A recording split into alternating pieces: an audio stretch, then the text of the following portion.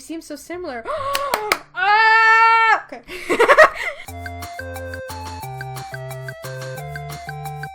Internet, it's Jessica and welcome back to Cinderella Phenomenon. In the last episode, we finally got to know Karma a little bit better, and I think he just essentially hinted the fact that he used to be a knight before he got cursed. And there was a man going after Lucette, and Delora and Parfait believe it may be someone who is working with a witch. Anyway, let's continue. Eventually, I noticed people start to stare. Oh no, yeah, that's right, because he's not dressed as a woman.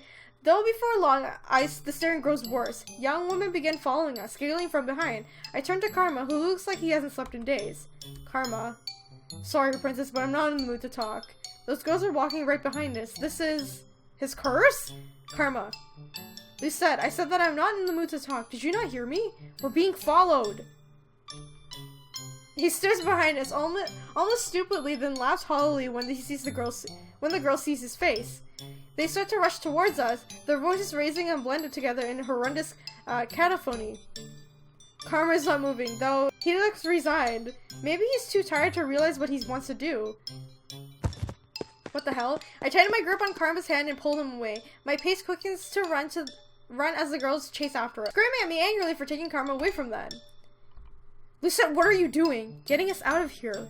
Lucette. I lead him through the town into the little nooks and crannies where we manage to lose some of the crowd.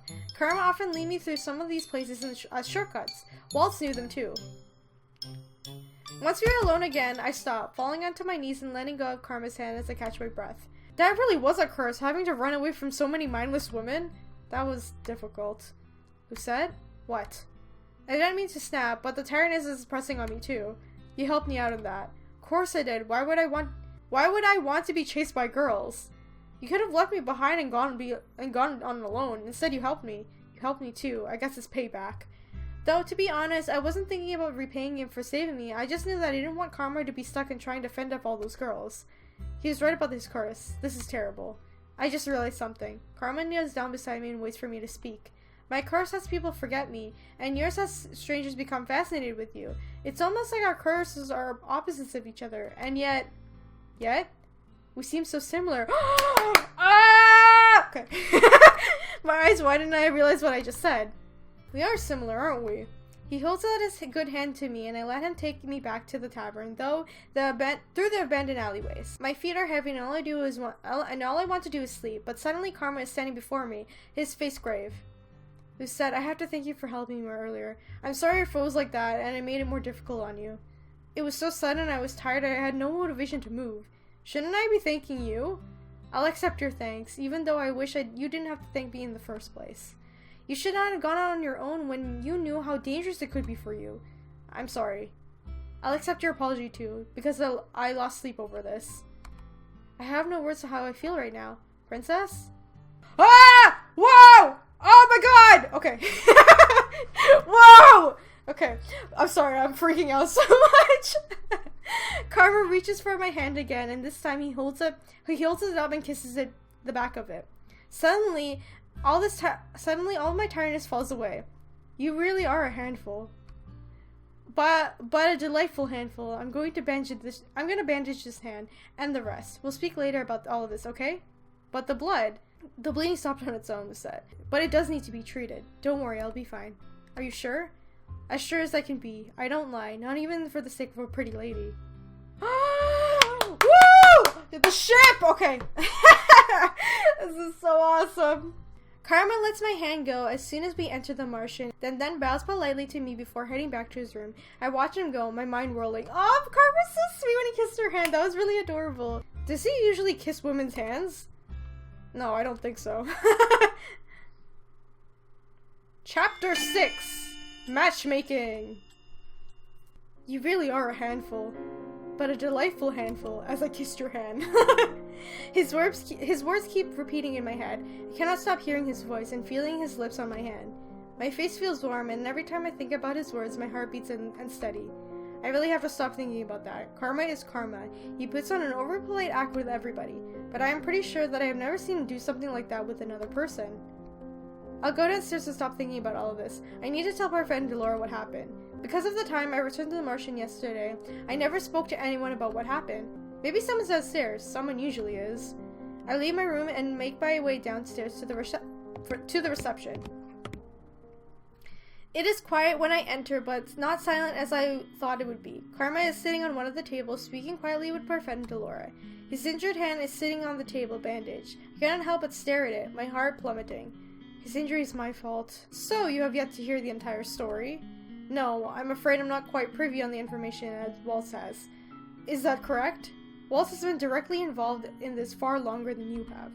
What about Waltz? Princess, you're up early. They all turn to look at me as I stare at the table. Karma still looks tired, and not even in his dress. He looks somber, but he still smiles at me. Lucette, how nice of you to join us. When did he start saying my name without my title? Because he likes you, come on! Lucette, you've run into a lot of different mishaps this week, haven't you? I thought you would be stubbornly avoiding work. Instead, you go out of your way to get yourself into trouble. This involves me directly. How could I not be curious? You've also been irresponsible, sneaking out with any of us knowing. I have the freedom to do whatever I want. I even wore a cloak, too. Oh no, the cloak. I left it in the bar. I felt a nudge in my arm at Karma holding out the cloak with a tired smile. You went back to get this? When? Yesterday when you were still in bed.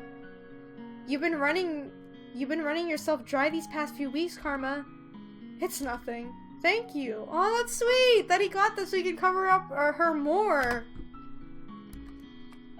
What's this? Our Ice Princess is thanking someone? Why is this something so strange?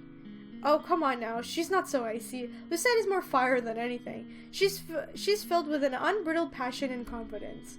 Confidence that has gotten me nowhere so far. Don't look dour, Lucette. You've become quite an accomplished woman. Karma gestures towards me and I flush, unsure of what he's talking about. Then I notice Delora's eyes on me too. Oh, Parfait, did you see that? What are they looking at? I reach down and grab my necklace and then pause. Cannot stop the gas that leaves my lips. Ooh! Oh, a piece broke off! Woo! When did this happen? Princess, you didn't realize that there was an extra piece to your necklace? Congratulations, Princess Lucette. You're a step closer to breaking your curse. I feel proud. I only ever felt this way around Mother. She did me a great favor yesterday. If not for Lucette, I might have suffocated beneath a pile of very excited women. Wait, helping Karma escape was a good deed? She was selfless. He's not even mentioning the injury he got protecting me. My friend and Delora are both smiling, but the cheerful mood does not last long. What are you all talking before I came down? About your kidnapping. Well, kidnappings, both of them. It looks like we have a serious problem on our hands. What do you know about this? What does Walt know that I don't? Princess, it's more about what everyone else knows that you don't. What everyone else knows? I feel anger begin to simmer inside me. Even though he looks apologetic, he says it so casually. What are you all hiding from me? Oh no! Oh no! Let's gather everyone later, shall we? I think Waltz might want to be here for this, too. What does Waltz have to do with any of this? Be patient, Princess. You've already waited this long. What's another few hours? Uh-oh. I have no choice but to agree when Parfait and Delora refuse to say any more, but I am not happy about it. I spend the rest of the day doing idle chores around the tavern. I do a round of sweeping with Mr. Broom and mindlessly organize some of the bottles. I cannot believe that everyone knows something about me that I don't. But now, I'll find out the entire story. Maybe we'll answer some of the questions that I have. But why are they keeping things about me a secret to begin with? Delora gathers everyone in the tavern to discuss the kidnappings. I decide to sit between Waltz and Karma. So we have a story to tell. Story time, huh? I don't suppose this would be a romance, would it? How can you stand there making comments like that constantly? How can you stand to live a lie? Whoa! Rumple, please! The two of them glare at each other across the table, but Delora silences them. Delora starts by the story about the Great War, one that I have heard already so many times that I can recite it myself. What does this have to do with me? Because of fairy tales, witches like myself were punished for simply existing. Our leader of the Tenebrine Bearer was the kind of witch that would be overtaken by grief that our people would suffer. She was driven so far into madness that she created the Fairytale Curse to punish humans like them to suffer as the witches had. And then when it was enough, she committed the ultimate taboo. She killed a human. I tried to stop her, but by the time I thought to act, it was too late. Knowing that the lore and perfect war involved with the Great War makes it seem more real. Wasn't the Tenebra bearer killed? How can the Fairytale Curse continue to spread if she is dead? I believe that the Tenebrum sacrificed a little bit of her life to continue powering the Tenebrum. All to ensure the remaining witches could continue spreading fairytale curses. Is none of this ringing a bell for you? What are you talking about? She really did erase your memories. Erase? What? What do you mean? The witch who died, the Tenebrum bearer, was your mother, Princess Lucette. Oh, what? I fucking called it, and some of you did in the comments too. So what the fuck? What? For some reason, I turned to look at Karma, who is the only one who doesn't look away from me. I grew up outside this kingdom, but even I knew this terrible witch. Hildur? I don't fucking know. Mother, whatever. You expect me to believe any of this? Mother she wasn't a witch. I would remember that. Well, would you if you had the memories of the war, all those years before that? Under your mother's rule, the palace was a dark place. The kingdom didn't have any real powers until your mother was defeated. That goes for the rest of us too. We were slaves to her.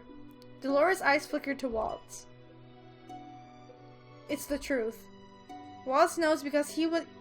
Whoa! Waltz knows because he is also a witch. He experienced her command over the witches firsthand as well.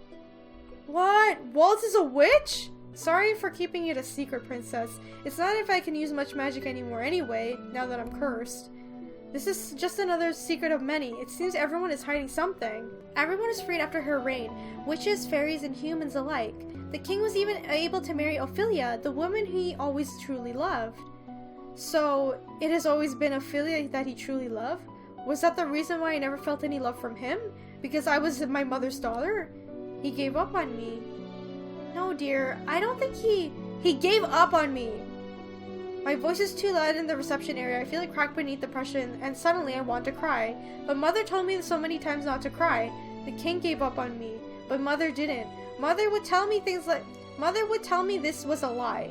She would tell me not to trust anyone. They must be lying. I turned to Karma. For some reason, I trust him more than I trust Laura and Parfait. Is this the truth?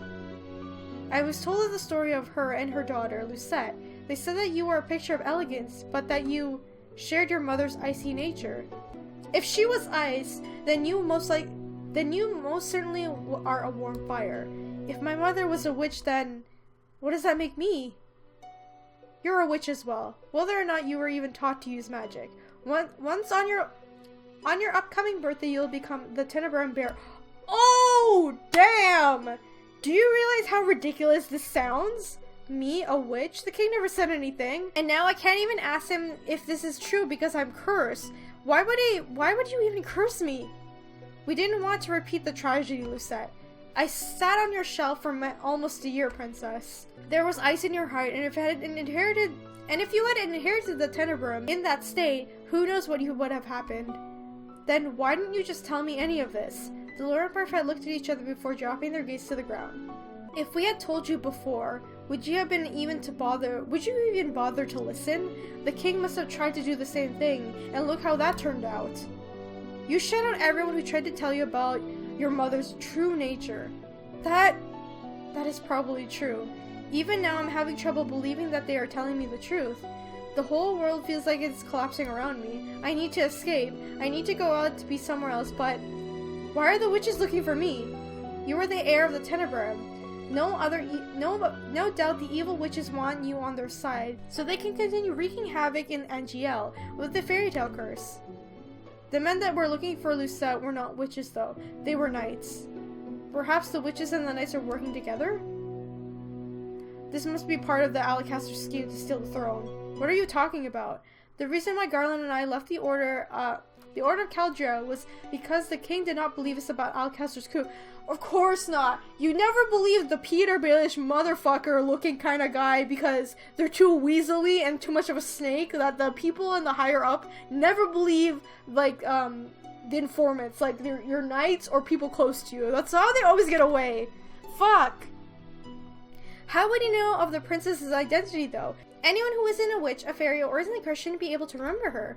But now we know that it is not just witches who are looking for the princess, but the Knights of the Order as well. They definitely are. They definitely have a description from her, from someone. Lucette? Karma reaches out a hand and touches my shoulder, and I flinch back before standing up. Can't speak about this now. I want to be alone. Let her go. She'll need a lot of time to think. Damn, I thought, wait, so is the mother actually dead? Because I feel like she's not, but the story's saying she died. I don't know, anyway. I leave everyone sitting at the table and I try to process the whirling thoughts in my mind. My mother, the only person I ever thought loved me, was the Tenebrae bearer, a witch, the first witch to kill a human, the witch that started the Fairytale Curse. All this time I thought mother was the only one who cared, but what if she never did? I stayed in my room for a long time, trying to process everything that I've been told. Poor girl! What the fuck? Man! Days go by, and I decide to leave the tavern again to watch Karma practice with the knights. These last few days I've felt hollow. Maybe seeing a normal practice would help me feel better. Maybe it will make things feel like nothing's changed. When I arrive at the forest, however, only Karma is standing there in the clearing. He's staring through the trees as if something is there, but his expression is solemn, almost sad. Eventually he sighs, shaking his head before turning in my direction. Lucette! I prepare myself for a response, but find no words that come into mind. I haven't spoken to Karma since we talked about mother and the witches, and any of these I felt with him before has slipped away. Still, I came here on my own. I cannot just stand there being mute. I say the first thing that comes to mind. Where are Jiren and Garlan? I only trained with Garlan. Jiren is on patrol tonight. He'll be here later. I came by early. It seems you did too. Lucette, are you okay? I'm sorry I haven't been able to see you. It's not as if you owe me that. I don't owe it to you, but truly I wanted to. I've been busy these last few days scouting the town for information. As much as I want you to come with me, why would you ever want to be paired up with someone like me anyway? My princess, that's because I am bitter and cold, and even though I want to change, all I can think about is myself. But now, I want to change because I do not want to be the same as my mother. Isn't that selfish? Maybe so, but I believe you are being selfish for the right reasons. An entirely selfish person can survive in this world. Before we can make others happy, we have to be happy ourselves. Happy? Ourselves? Yes, an angry person holds resentment towards everyone. It imars toward whether good deeds they do seek. That is why I cannot complete my good deeds. Wrong. You've already gotten one done.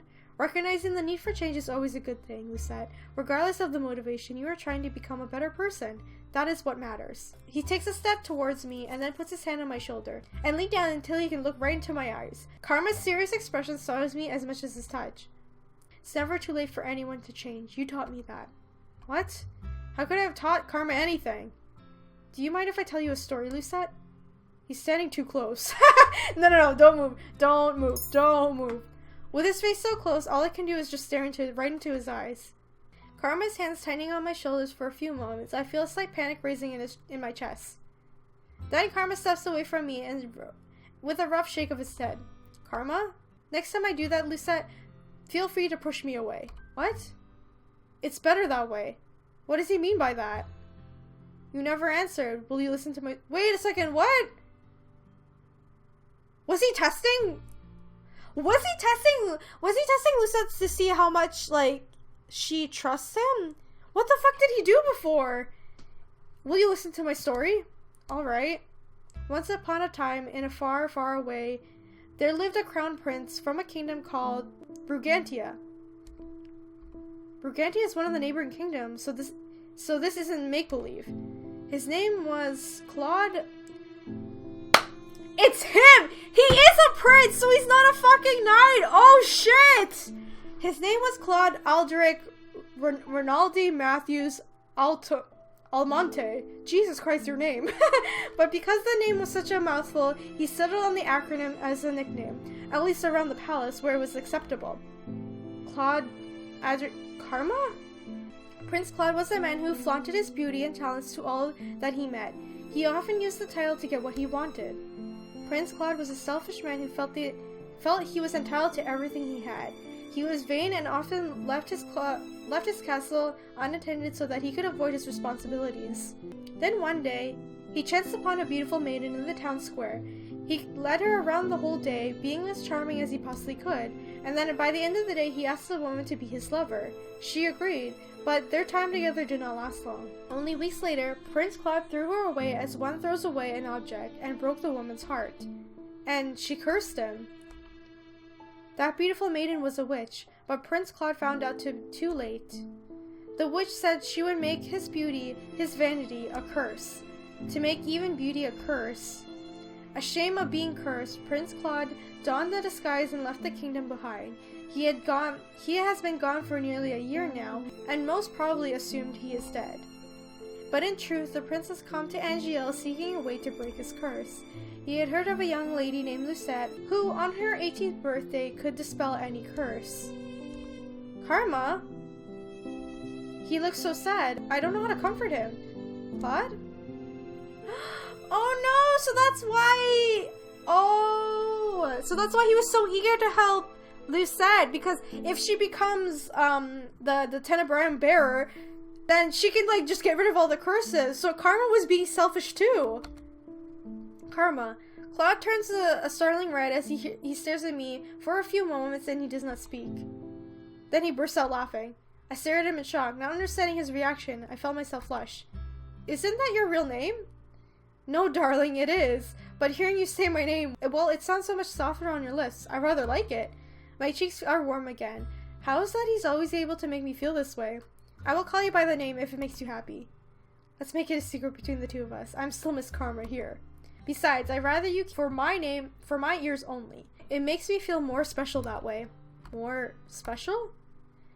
At that moment, Garlan shows up for practice and Claude politely excuses himself. I watch the two of them trade blows. Claude favors his other hand, but his blows still come quickly, even with his injury. The more Claude tells me, the more I realize that he's like me, a noble curse for being selfish. But how do I help break his curse? Why can't he tell me?